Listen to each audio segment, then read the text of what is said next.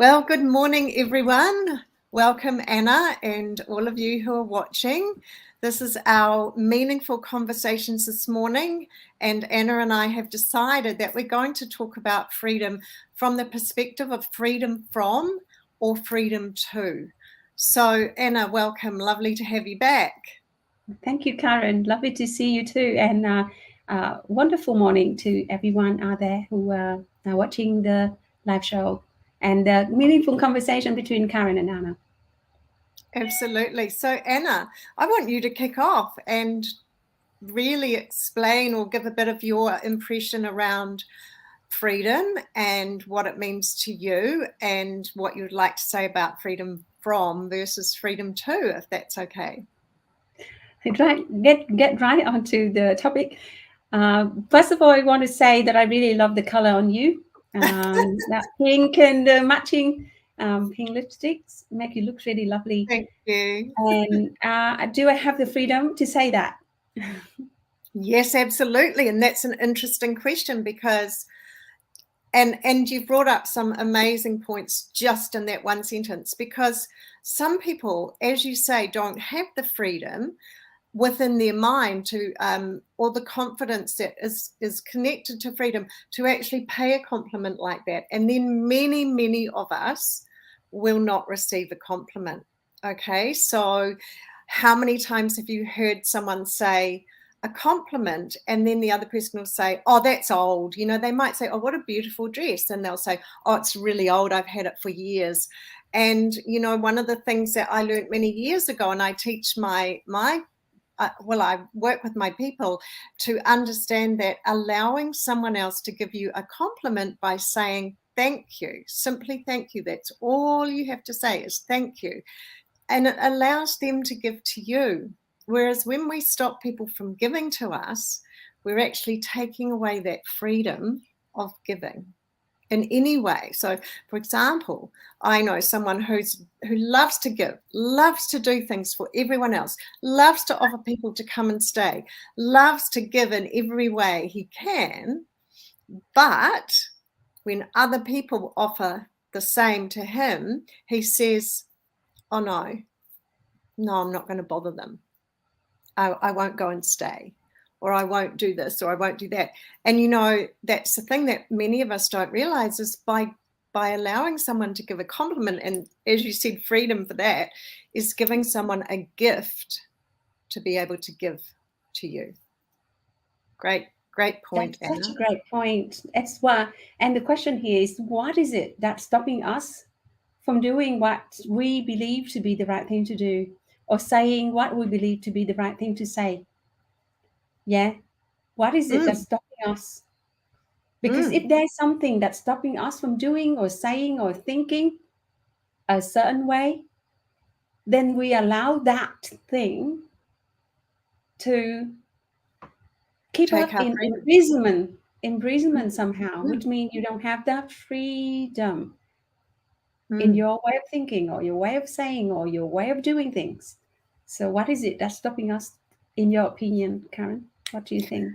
And that's another really great point and question, Anna. And often I believe that it's a belief. And of course, our beliefs, most of us, many of us, me included, have so many beliefs that have been given to me by someone else. So they're not my own beliefs. They're not my own thoughts that have turned into beliefs. They are something that someone else has given me as if it's truth. And, you know, I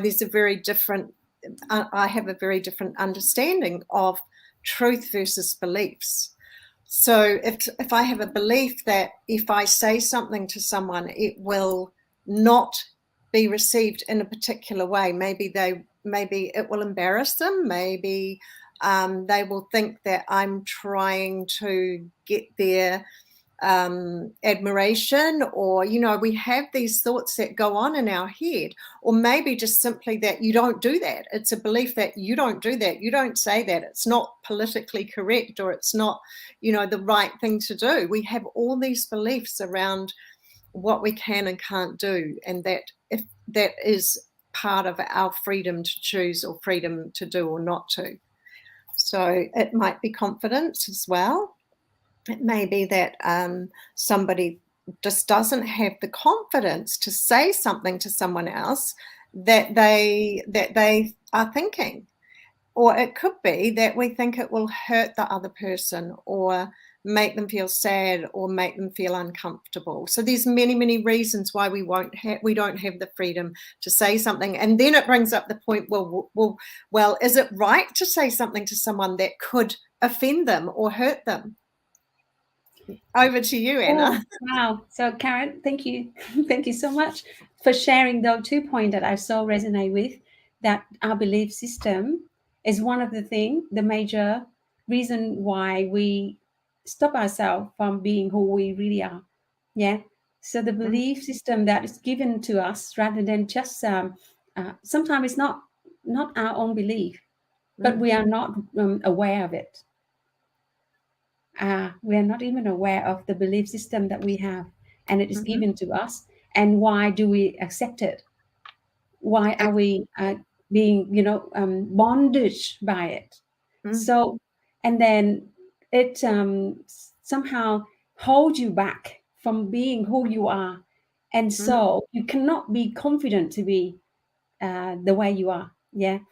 And to be the way we are, meaning to me, is to be able to think like me, to talk like me, and to act like me in the way that is beneficial to others and to myself. Yeah.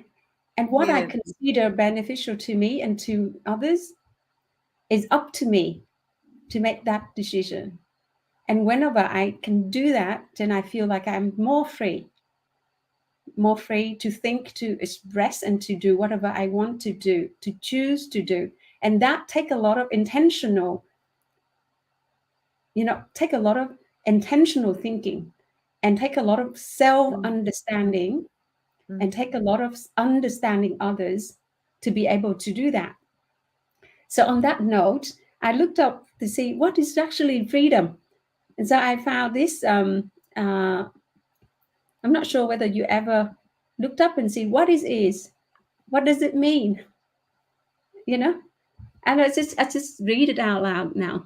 Freedom, so one dictionary say, is the power or the right to act, to speak, or to change as one wants, without any hindrance or restraints.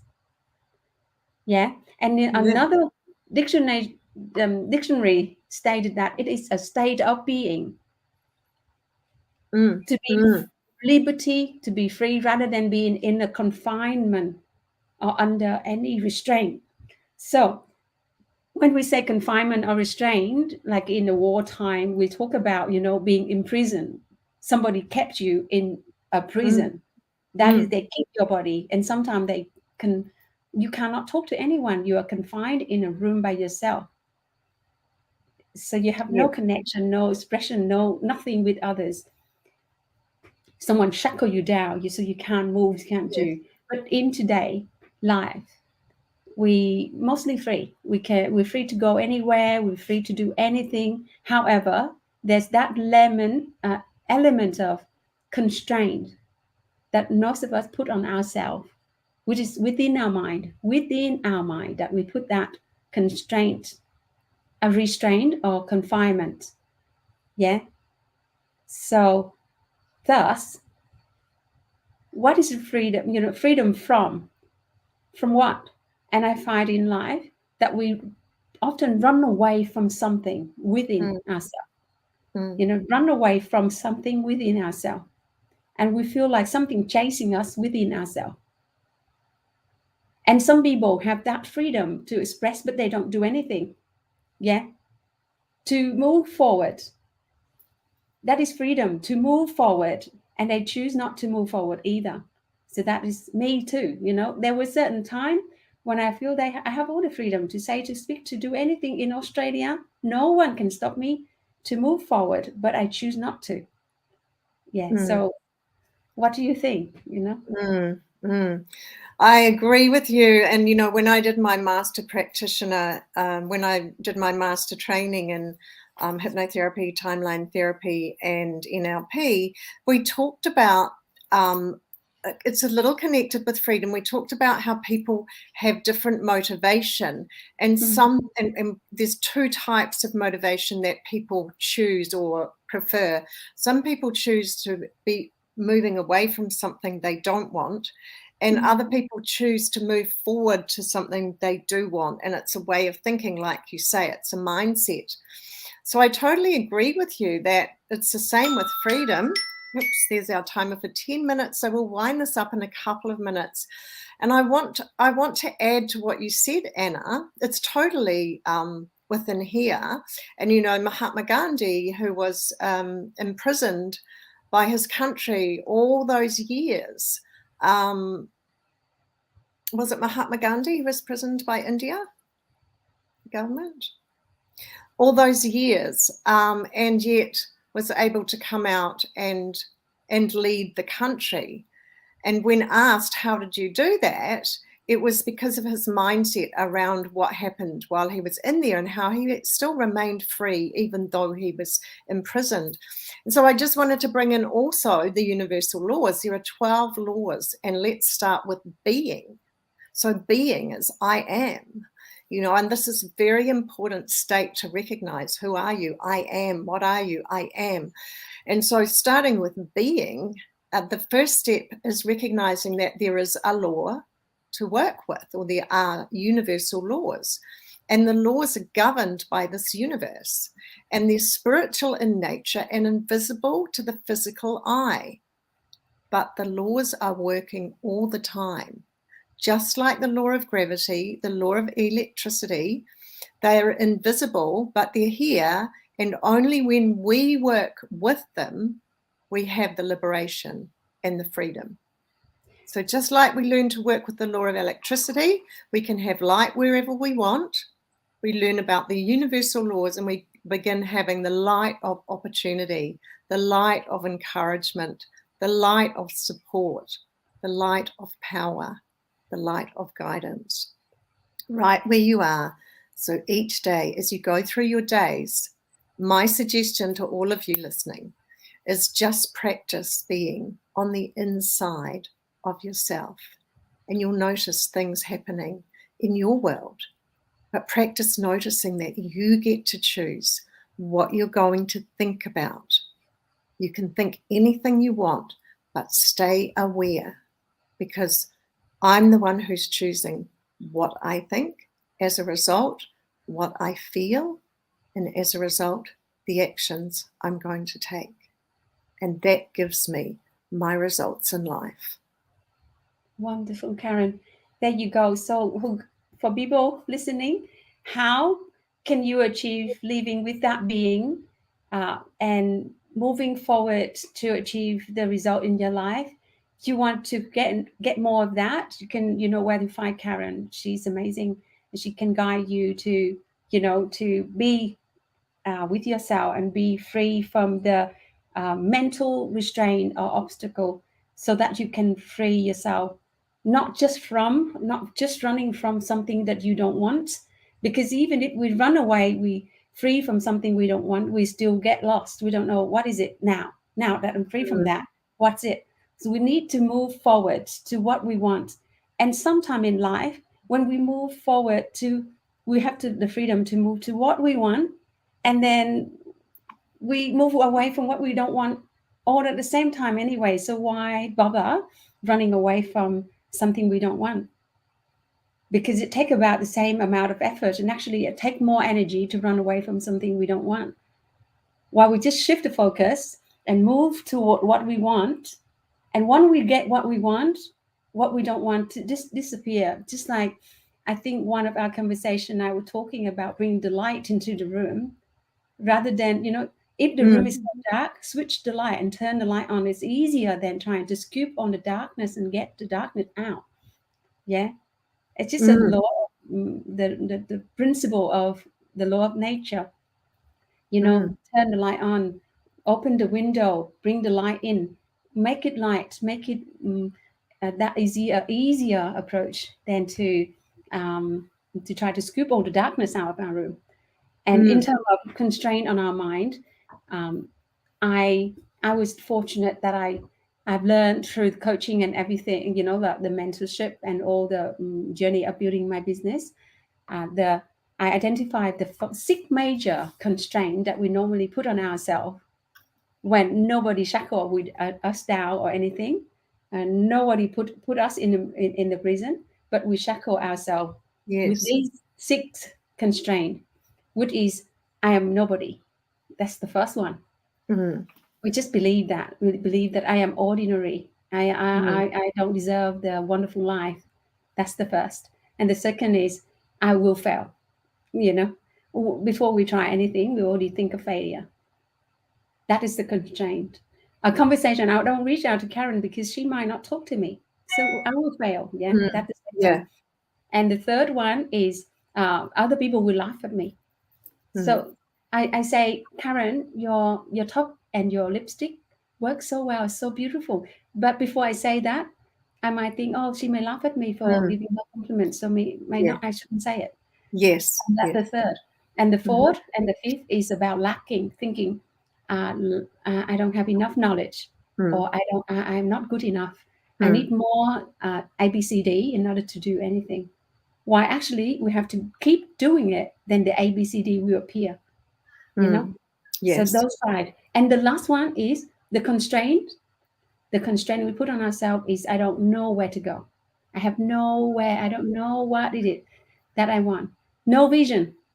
And vision is the very first conversation we talk about. No vision. Yeah. I have nowhere to go. When it's so simple, success and happiness is the way to go. Why don't Anna, you that is wonderful. Exactly. Thank you so much for sharing those 6 points. Sorry, I think you haven't finished. Carry on. No, that's it. Those are the 6 points. If we can identify it in ourselves, and before we do something, remember, oh, which one of these that stopped me from saying that or thinking that or doing that, then just find a way to overcome each of these or all of them together by, you know, bringing the light into your life. So thank you, Anna. That's really, really beautiful and helpful. I love that. I'm going to just comment, answer a couple of comments. He's a LinkedIn user. I'm not sure who it is, and he says, or she says, so wonderful to see you too, and great topic. And then another comment: don't take away their gift to us, which I talked about earlier. And so, Anna, I also want to comment. I love the way that you compare the light in the room and the dark, and talking about moving away from, because that also brings up one of the most important universal laws, which is the law of, non-resistance. And so, and you also talked about the vision, because what we tend to do once again as humans is, as you say, focus on what we want to move away from, focus on what we don't want. And that's part of our programming and part of the beliefs of how we learn from other people, is focus on the problem, focus on the challenges, focus on what we don't want. And of course, what that does with the law of non-resistance is it says you get what you focus on, you get more of what you focus on. And so while we're thinking about the problem, we are getting more of it. We will never, never, never get the solution while we're in the energy of the problem.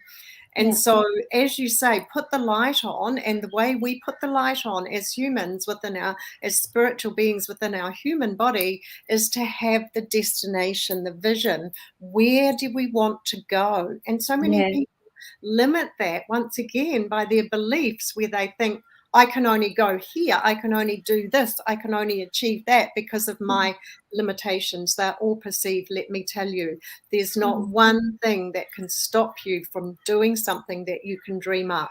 If you can dream it up, the mind that dreams it up knows how to achieve it with the universe and the universal laws and the help from there. So change your thinking, move it from moving away from your challenges, your problems, and what you don't want, to being clear on your vision, being clear on that destination, and really focusing on that every single day. Once you're clear of what you want in your life, what you want to be, do, have, and create, and more importantly, what you want to give, then once you know that and you focus on it, the universe will give you the how. And many of us think, oh, I don't know how, so I'm not going to say that that's where I want to go. But it's not your business to know the how. It's your business to know what, and be really, really clear about that destination, what you want in your life, in every area that we create our results in. We speak the same language, Karen. Yes. I so agree with all the points that you share. And I believe that the universe gives us the how through people we meet. Absolutely. People, situations, absolutely. Everything. Exactly. It'll show us up with situations, circumstances, people. It might give us a sign. You might get signs. A lot of people I've spoken with get signs. They see things. They see numbers, number plates, street names, all those kinds of things, which is an answer to a question. And of course, the questions we ask. That's right.